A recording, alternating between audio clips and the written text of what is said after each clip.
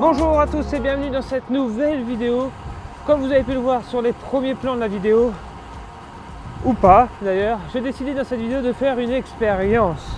Alors si vous ne l'avez pas remarqué, je suis parti sans compteur GPS. Et j'avais envie en fait de refaire un peu une expérience à l'ancienne. Parce que lorsque j'ai commencé le vélo, moi ce qui m'a toujours plu, c'était finalement de parcourir les campagnes au gré du vent sans se soucier de sa performance, de sa vitesse, de ses coms, etc. Et on a tous eu dans notre entourage un grand-parent, un parent qui partait faire du vélo sans compteur et qui revenait en disant j'ai fait 70 km comme ça, juste au nez. J'avais envie de tenter l'expérience et finalement d'aller rouler aux sensations sans notion de performance, sans notion de temps. Donc j'ai un tracker dans la poche qui va me permettre de vérifier mon nombre de kilomètres à la fin de la sortie, mais je ne vais pas le regarder une seule fois de la sortie et on va rouler plus ou moins tranquillement, surtout aux sensations, et on va un peu faire à l'ancienne une sortie sans compteur GPS. Qu'est-ce que ça donne? Est-ce qu'on s'ennuie? Est-ce qu'on ne trouve pas le temps long? Est-ce qu'on n'est pas perdu? Est-ce qu'on arrive facilement à s'en passer? Résultat dans cette vidéo. Allez, à tout de suite, juste après le petit générique.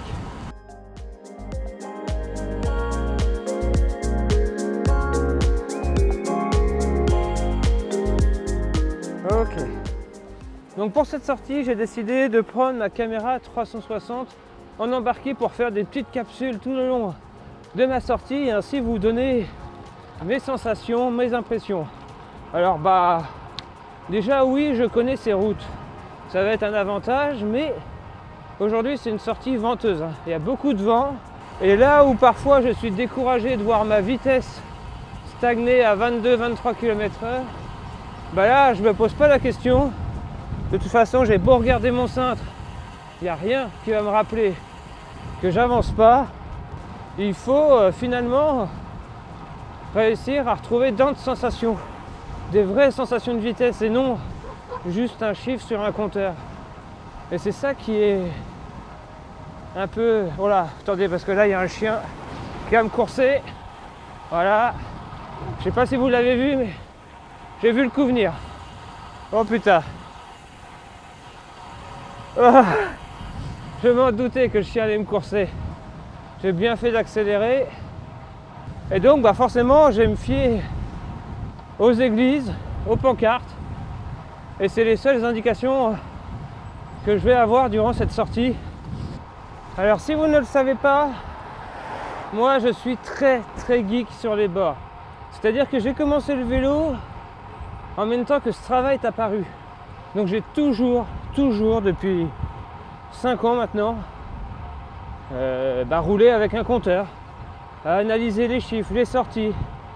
Ça a un côté très ludique, ça a un côté ça motive d'aller rouler avec ces chiffres en direct, de pouvoir se confronter en direct sur des segments, aller toujours de plus en plus vite avec des moyennes plus hautes, du kilométrage plus haut. Donc vraiment pour moi cette expérience de sans compteur, ça me fait bizarre. Déjà rien que sur le cintre là, il est vierge de tout artifice et si je devais estimer là ma vitesse à l'instant T, j'aurais du mal à l'estimer. J'ai le vent qui me souffle en pleine tête, ça roule pourtant bien, mais j'ai aucune idée si je suis à 25, 30, un peu plus de 30, j'en sais rien. 28, je sais pas. Franchement, je peux pas vous dire. Je vous l'indiquerai grâce au tracker que j'ai sur moi. J'en visualiserai sur Strava la vitesse et je vous l'indiquerai au même moment. Bon, là je connais la route, donc je pense que j'ai fait environ 6 km, je pense. Pareil, hein, je vous mets toutes les informations en direct du réel. Je pense que je suis à peu près à 6 km. La notion de temps, on en parlait tout à l'heure. La notion de temps, elle est importante pour une chose dans le vélo, c'est l'hydratation. Il est conseillé toutes les 10 minutes de boire une gorgée d'eau environ. Et bah là, je dois vous avouer que sans compteur, je suis un peu perdu. Ça fait pourtant 5 ans que je fais du vélo. Mais c'est vrai que l'hydratation, si on ne me dit pas de boire, surtout de ce temps-là, où il fait pas trop chaud, et bah j'ai du mal à boire.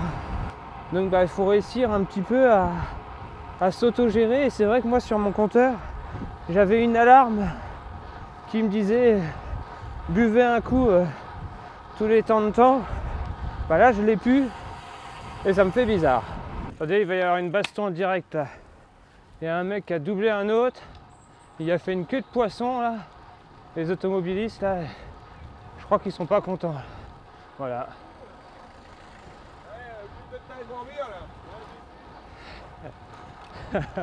Aïe aïe aïe aïe.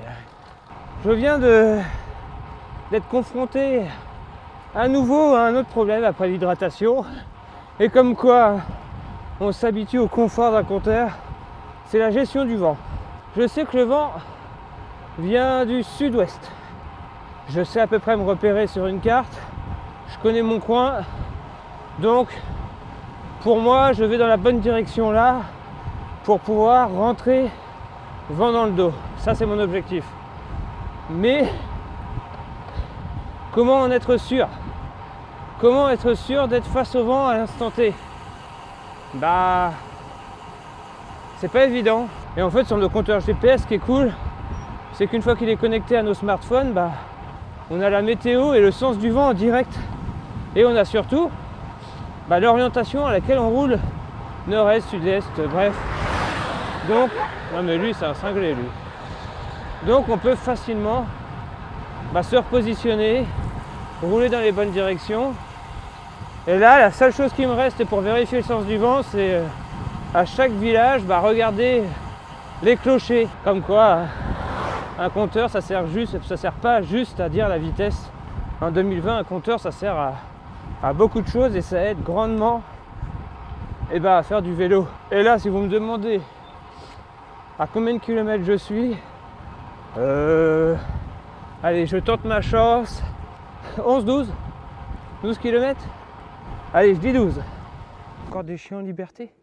Ça fait les 3e que je crois sur ma route. Mais là, ils sont tous les deux en liberté, j'ose même pas y aller, quoi. Putain, mais gardez vos chiens, quoi.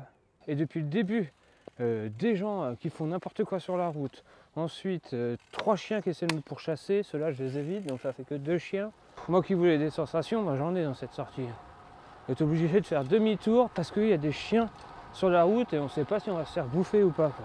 Mais il y en a encore un autre là. Non mais sérieux, il y a des chiens partout.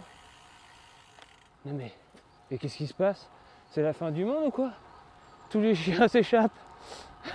Les chiens s'échappent. On se croirait dans un film d'horreur où tous les animaux partent dans le même sens parce qu'il y a, je sais pas, il se passe un truc. Lisieux. Alors on va pouvoir estimer un petit peu son kilométrage. Allez, on va dire 20 km. On va dire que je suis à 20 km depuis le début. Alors est-ce que j'avais raison? Oui, non? Hop là, hop là. Là j'ai aucune idée à quelle vitesse je vais. J'ai l'impression d'aller à 50 km/h alors que ça se trouve je suis qu'à 30.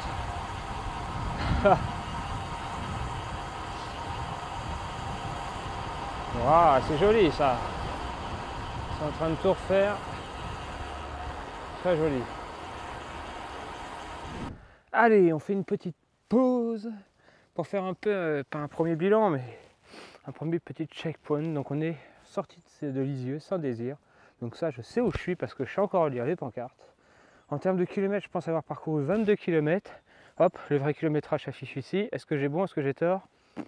J'en sais rien. Au niveau du dénivelé, j'en ai aucune idée. Pour le moment, c'était plutôt plat. Et les premières choses que je peux dire déjà, c'est que comme j'ai pas mes données de vitesse, jamais, à aucun moment, je me suis posé la question, Cédric, tu te traînes ou tu te traînes pas déjà? Et ça, quand j'ai un compteur, je me pose tout le temps la question. Dès que je me vois en dessous de 30 km/h, ça m'agace. Et j'ai envie d'accélérer, donc je tape dedans et donc je m'épuise plus rapidement. Là aujourd'hui je ne sais pas du tout à combien de km/h je suis en moyenne, et pourtant j'ai la sensation de ne pas m'être traîné vraiment. Ça on pourra le vérifier à la fin de la sortie, mais surtout j'ai pas tapé dedans quoi. J'ai vraiment roulé comme on dit aux sensations, et ça pour moi c'est des vraies sorties de récup, c'est des vraies sorties où tu ne vas pas te faire mal. En fait je trouve qu'un compteur, si vous avez un petit peu l'âme d'un compétiteur, et ben vous allez tout de suite vouloir aller plus vite, toujours plus vite. Et ça, forcément, ça épuise plus rapidement et on va moins loin et on se crame tout simplement. Donc voilà, ça c'est le petit côté négatif du compteur. Et on va prendre la petite route pour être un peu plus abrité du vent. Vous voyez, on réfléchit aussi un peu plus sans compteur. On regarde les routes. Orbec 31 km. Tout en sachant que moi, je viens pas loin d'Orbec finalement. Donc ça voudra dire que je suis peut-être à environ 28 km. Allez, on va dire 28 si on suit aux pancartes et si on se repère à peu près où on est sur la carte. J'ai aucune idée finalement du nombre de temps. Si je savais, si ça faisait 1 heure, je pourrais aussi estimer le kilométrage, vu que je sais que je suis sûrement entre 28 et 30 km/h peut-être, quelque chose comme ça. Donc ça coïnciderait, mais ça voudrait dire que ça fait 1 heure que je suis sur le vélo, mais j'en ai aucune idée. J'ai pas regardé l'heure en fait avant de partir, donc j'ai fait l'erreur du débutant. D'habitude il fait toujours mon compteur qui me le dit, et là j'ai pas regardé, donc même si je trouve une église, je sais pas depuis combien de temps je suis parti. Je me repère pas. J'ai aucune idée d'où je vais arriver. Et c'est vrai que là, je me pose quand même pas mal de questions. Et je suis presque à être tenté de regarder mon tracker pour savoir où je suis. Mais non, je ne le ferai pas. C'est l'expérience qui veut ça. Réserve incendie. C'est-à-dire qu'il n'y a pas beaucoup de pancartes par là. Les codes. Ah, ça me parle, mais sans plus. Allez, on continue. Allez, on fait une petite pause parce que là, je me pose beaucoup trop de questions. J'ai pas l'habitude de me poser autant de questions sans réponse. D'habitude, mon compteur me donne mes réponses en instantané. Là, je suis à Saint-Crespin, Monteil. Honnêtement, je connais pas tous ces patelins. Je suis quasi persuadé dans ma tête de toujours aller vers le sud-ouest. Donc, normalement, je suis toujours face au vent. Et à un moment, je devrais tourner à gauche pour retrouver sur des routes que je connais et ainsi rentrer chez moi. Mais là, honnêtement, je n'ai plus aucune notion de distance. Mais sans mentir, je sais pas combien de kilomètres je suis. Je ne pourrais même pas vous estimer. Depuis tout à l'heure où j'estimais être à 28, j'ai un petit peu roulé. Je ne sais pas du tout combien de kilomètres j'ai fait. 4, 5, 6, je sais pas. Je suis à 35 km peut-être, 36, peut-être moins. Là honnêtement, j'ai perdu un peu le fil du calcul des kilomètres et je ne sais plus vraiment où je suis. Bon allez, on va continuer mon périple. Là on va pouvoir remonter une petite bosse et on va espérer finalement retrouver un nom de patelin que je connais. Je viens de voir une pancarte qui m'intéressait, mais pas forcément. 9 km Mézidon-Canon. Ok. Sauf que Mézidon-Canon se trouve plutôt à l'ouest de ma distance, de ma position initiale. Le Ménilmogé, Mézidon-Canon.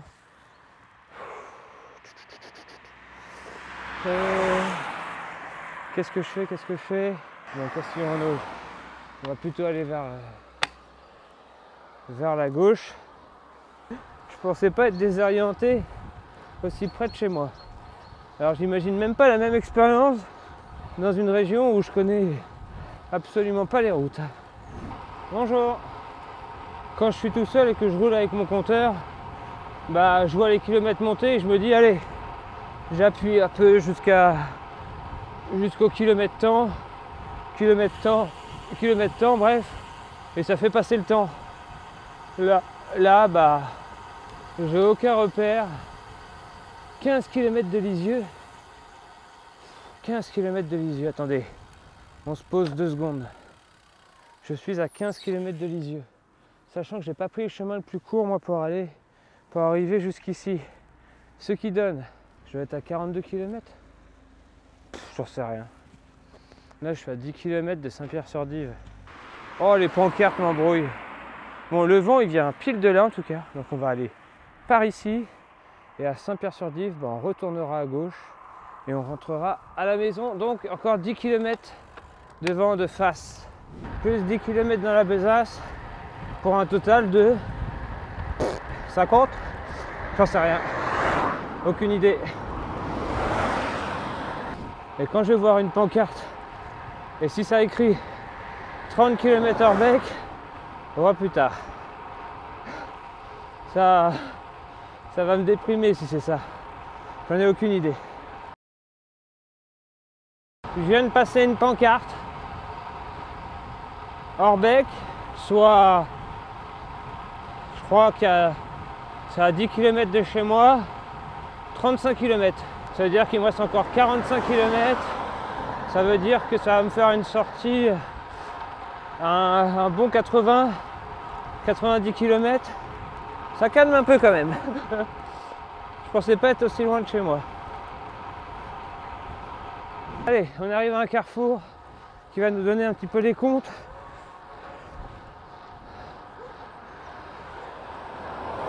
Bon bah, on a roulé que 5 km. Et je peux vous dire que cette route est horrible. Ça monte, ça descend, ça monte, ça descend. Découragement. Bon bah, on continue de rouler aux sensations. Et j'en ai de plus en plus des sensations dans les jambes. Au fur et à mesure des kilomètres et des montées.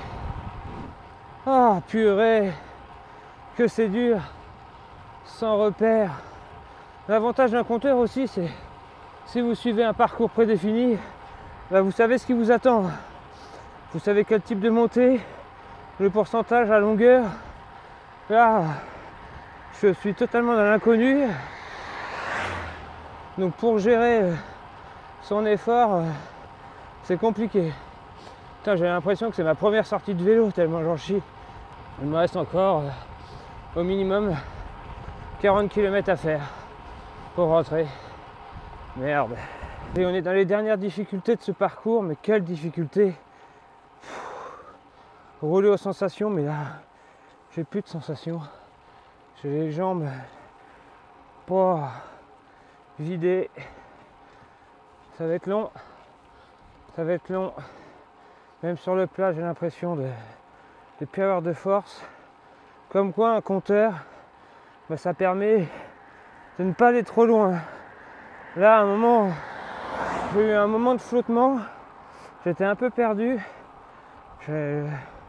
Si j'avais eu mon kilométrage, je pense que j'aurais vite fait de tourner à gauche et trouver une route du retour. Bah là, j'ai poursuivi et j'ai été toujours plus loin pour retrouver une route que je connaissais. Bah voilà, bilan, je vais être cramé. Je pourrais déjà commencer à estimer le D+, mais il faudrait pour ça que j'arrive à estimer le nombre de kilomètres.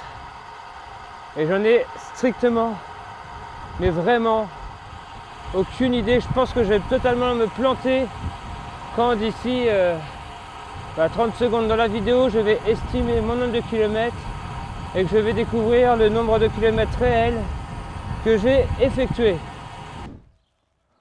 Oh, j'en peux plus. Je suis cassé, mais vraiment cassé.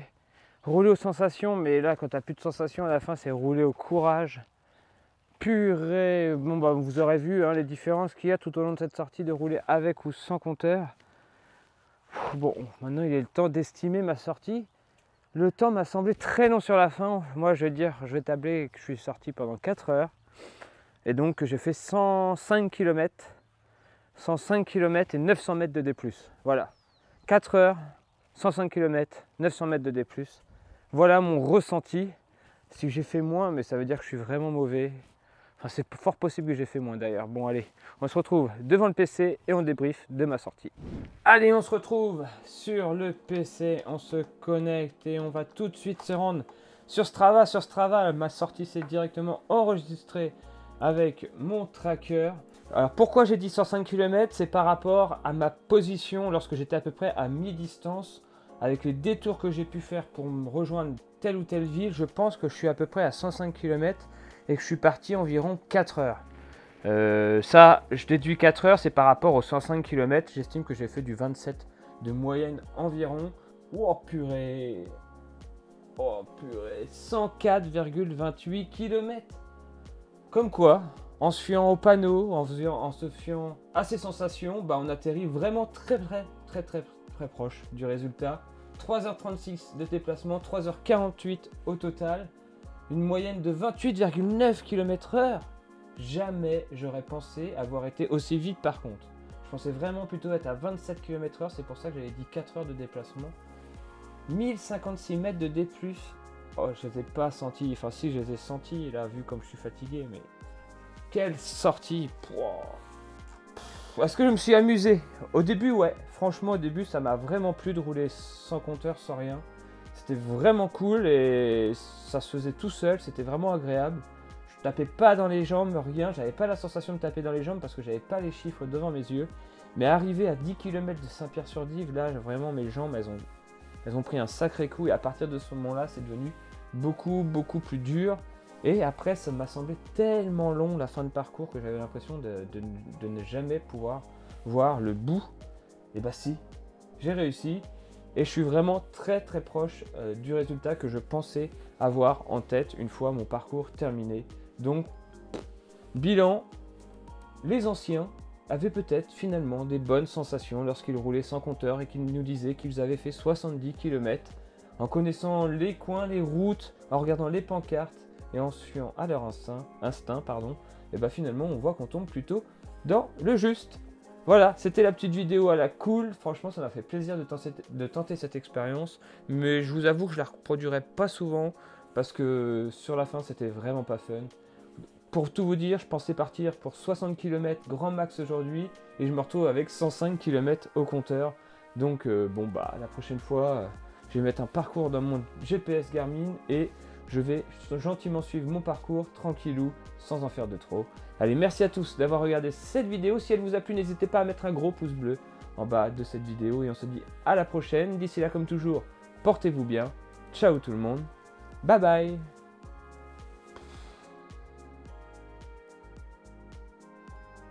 Je vais dormir. Ouh.